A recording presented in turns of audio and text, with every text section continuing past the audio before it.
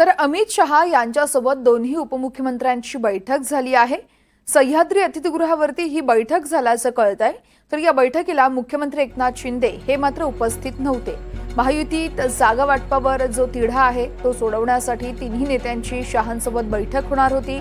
मात्र या बैठकीला अजित पवार आणि देवेंद्र फडणवीस हे उपस्थित होते। मुख्यमंत्री एकनाथ शिंदे हे मात्र अनुपस्थित होते। मुख्यमंत्र्यांच्या अनुपस्थितीमुळे चर्चांना सध्या उधाण आलंय। फडणवीस आणि अजित पवार यांची अमित शहांसोबत बैठक झाली आहे।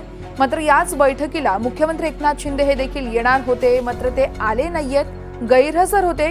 त्यामुळे अनेक चर्चांना इथं उधाण आलं आहे। काल सागर बंगल्यावरती शहा आणि फडणवीस यांच्यामध्ये चर्चा झाली आहे, बैठक झाली आहे आणि त्यानंतर आज ही अतिशय महत्त्वाची बैठक होती। मात्र या बैठकीसाठी मुख्यमंत्री उपस्थित नसल्यानं सध्या राजकीय वर्तुळात चर्चांना उधाण आलंय। महायुतीची सह्याद्री अतिथीगृहावरती ही एक महत्त्वाची बैठक सुरू आहे। काल सागर बंगल्यावरती बैठक झाली शहा आणि फडणवीस यांच्यामध्ये आणि आज फडणवीस, अजित पवार, मुख्यमंत्री एकनाथ शिंदे आणि अमित शहा यांच्यात बैठक होणार होती।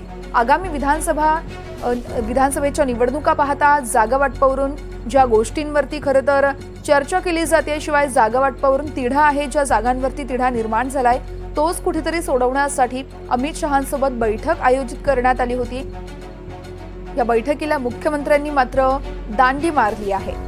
अमित शहांसोबत फडणवीस आणि अजित पवार हे दोघंच आहेत आणि सध्या तिघांमध्ये चर्चा सुरू आहे। महायुतीची सह्याद्री अतिथीगृहावरती ही एक महत्त्वाची बैठक सुरू आहे।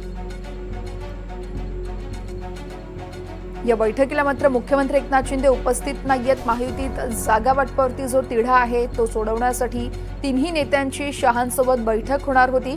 मात्र या बैठकीला अजित पवार आणि देवेंद्र फडणवीस हे उपस्थित आहेत। मुख्यमंत्री एकनाथ शिंदे हे मात्र इथे उपस्थित नाहीयेत।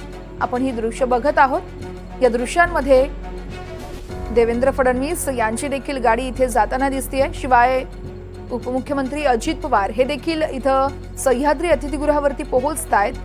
मात्र मुख्यमंत्री एकनाथ शिंदे हे तर आज यावेळेस इथं उपस्थित नसल्याचं बघायला मिळतंय।